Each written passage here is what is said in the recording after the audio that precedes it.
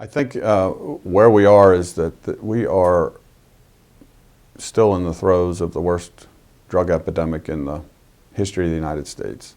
The CDC, I just was reading one of their publications in the last couple of weeks where those doctors are talking about the death rate, and that this, as far as death rates concerned, of opiate overdoses, or any overdoses of any drugs that have been misused in the past in the United States, we're in the throes of the worst drug epidemic in the history of this country. It's really troubling when you start to see that opiates are killing more young people than traffic accidents. I mean, for my entire life, you know, my past job with the state police, we were very traffic oriented to drive the numbers down of young people dying. You know, we've put in place all these great things with seat belts and laws and better highways and cameras and all these things to drive those things down, and it's going to take a similar effort on the opiate front. It's really going to take all the different disciplines to come together to drive that down. It's going to take years and years. I think one of the baselines, it's not the most reliable, is the yearly mandated, or it's actually every 2 years it's mandated by the Department of Education, or the State Department of Education in Maryland, where they have the youth risk survey. That's one of the things that we use as a baseline. And the last one that was done, and Talbot students are reporting higher heroin usage rates than the 2 years prior. I think another baseline is the fatal overdoses. I think a better baseline would be overdoses generally. And we're working with our EMS, we're working with our hospitals. There's legislation being proposed in Annapolis to make the reporting of that a little bit easier. I think that would be the best baseline, but we're not quite there yet. You know, one of the other baselines that we look at is our monthly, and look at them monthly, but then we look at them half year, quarterly, and biannually, is what are our deputies, what are the troopers, what are the Easton police officers, all the police departments that operate in Maryland, what types of drugs are they getting, and who are they getting them from, to kind of give us a baseline. Okay, is cocaine still an issue? Well, cocaine is still an issue. You know, we recently had a number of search warrants in St. Michael's that revealed a sizable cocaine distribution network, which has fallen over, you know, the last 15 years, where heroin's on the rise, cocaine seems to be on the downside. The other thing that we're concerned about, and we want to know if methamphetamine is having any impact here. Probably minimal in Talbot right now, but Delaware has recently seen a surge in arrests of methamphetamine labs, albeit some of them are pretty basic, but they've seen an increase over the last few years in methamphetamine. So we look at that arrest data as well. You know, I've told people that this is not a 1 year, 2 year, 5 year fix. This is you know, it's taken us years to get to this point. It's taken us 15 years to get to the point we are, where it's steadily grown, and it's going to take a concerted effort over a number of years to turn the tide back. Yes, I think the task force has been instrumental in a number of things. Obviously, their primary function is enforcement. They're very unique in that when they're working in those undercover roles, and as our arrests have been up, our arrests were up 500%, or more than 500% in 2015 over 2014 before I took over. What's good about those arrests, and you'll read them in the paper, you know, a lot of them are minor things. Right? Deputies are stopping people for traffic violations and they're smelling marijuana, or they're finding a syringe with heroin in it. What we're doing with that is that everybody that we arrest, we give them the opportunity to be debriefed by somebody from the task force to see if they'd be willing to cooperate in a bigger picture. Well, that wasn't happening before. I mean, the arrests were so minimal. We only had 54 in my last year. where we're over 250 last year, it gives us a better perspective of the drug problem. And quite frankly, it gave me even a better perspective of the drug problem, because I've been involved in some of those debriefings of some of these young people. And I would say that that there have been times that I've been shocked at some of the information that we're learning about where these drugs are coming from. For instance, I got a call from a mother just a couple days ago, and I went and visited this young man who's struggling with addiction, needs help, but doesn't want to reach out to anybody. So I just want to encourage him. And it's a young person that I knew. And I sat down with him in his home and shared some information about how to get help, put him in contact with our health department that can start him on a road to help. And we talked about his drug problem and talked about how he was buying heroin. This was a young man that's college educated that was going right to Baltimore City and buying heroin off the streets of Baltimore City, bringing it right back here to Talbot County to fuel his addiction, which isn't uncommon. But when you know these people and you think, wow, I mean, how bad is that addiction, that he's going to a pretty dangerous place to buy a drug from pretty dangerous people who he doesn't even know. I mean, that's, driven him there. So, that information's good, because it just kind of instills in me and the men and women that work here is that we are in a battle.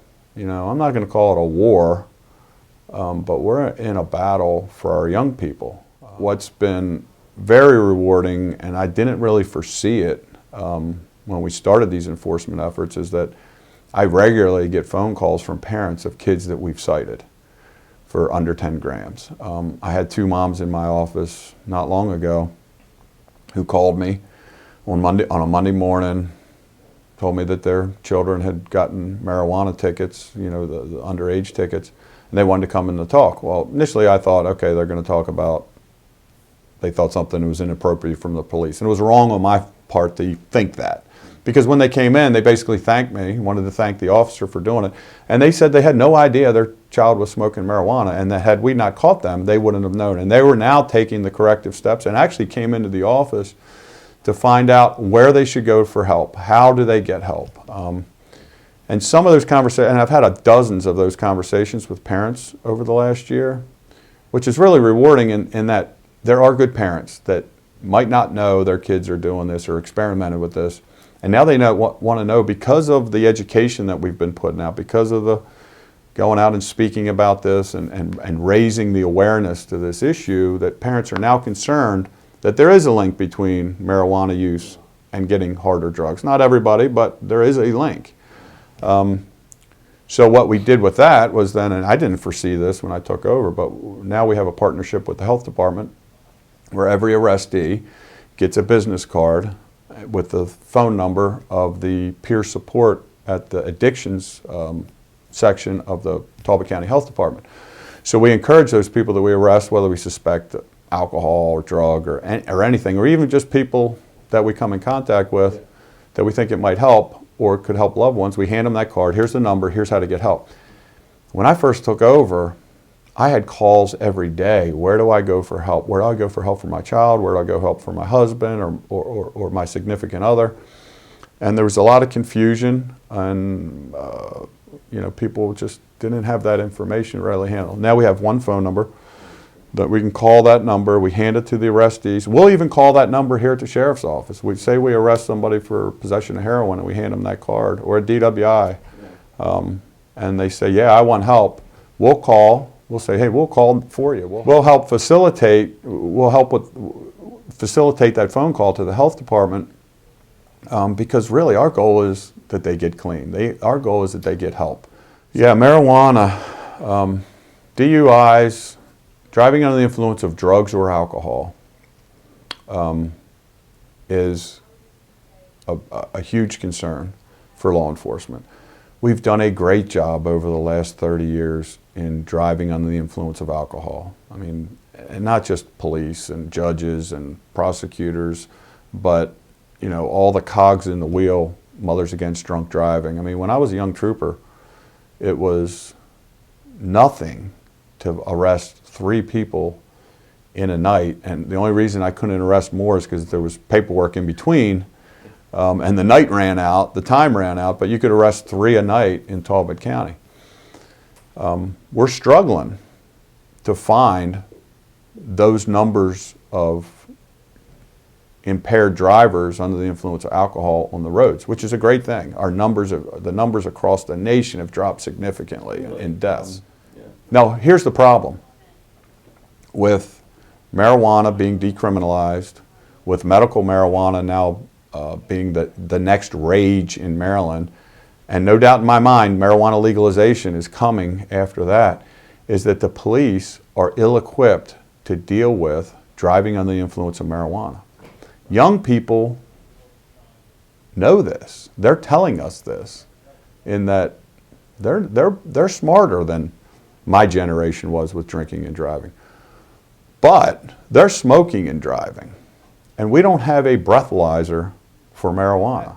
My fear is, as decriminalization is taking place and legalization is coming, and just like in Colorado, and this is the same thing they're experiencing out in Colorado, is that impaired drivers smoking marijuana the level is raised, and people are dying, and the police have little and the courts have little recourse at this point. I mean, I'm sure it's coming where we'll have some better tools, but why would we ever go down this road when law enforcement doesn't even have the tools to deal with it? I gave the county a plan that I thought where this office needed to be in the next 5 years. This year in my budget, I laid it out and said, this is where we need to be in the next 5 years if we're going to be successful in the crime fight. Right now I have 3 deputies per shift. I'd like to get to 4 deputies per shift for the whole county. I would like another canine person. So you know this year that we obtained a canine dog, but the council was gracious enough in my last budget to give me an extra body to break that canine dog out of a normal shift rotation. So that canine dog can work any schedule. He can work any schedule that we need him to follow people across the bridge and back that are picking up heroin, to work with the task force, to work with the road deputies. The other night we had him down at the St. Patrick's Day festivities in St. Michael's, because we knew there was a probability of a lot of DWIs, might be some drug activity down there, and so we just targeted that event and used him down there, and they were successful in arresting, having some drug arrests. I would like to have another canine dog. This canine dog, a dog only works with 1 handler. That's the way they're trained. So I've asked for another canine handler so I can have 2. So I can pretty much cover everything we need to cover in the county, event-wise or strategically, for drug initiatives that we might be doing, whether it be down on Tillman or in the Cordova area or the Trap area. So I'll have coverage almost every shift. I've also asked for a second school resource officer a second school resource officer. That one would be assigned to St. Michael's. So I have one at Easton High School that the county provided me, and I'd like to balance that out with one at St. Michael's High School. The one at Easton High School has been greatly successful. I think we're up into the neighborhood of 15, 16 drug arrests at Easton High School. 2 were possession with intent to distribute cases, where one actually had scales and baggies and all the stuff he needed to have in the school. Our teachers they believe in the school resource officer program. The administration does. They constantly are giving them information that they're another drug dog, another school resource officer, and added 1 deputy per shift is my long-range goal. And I understand we can't do it in 1 year. The county might not be able to do it in 1 year. So I wanted to lay out a plan and say that unless crime changes significantly, which I don't anticipate it will in Talbot County, that this is where we need to be if we're going to give the citizens the best service that we can provide.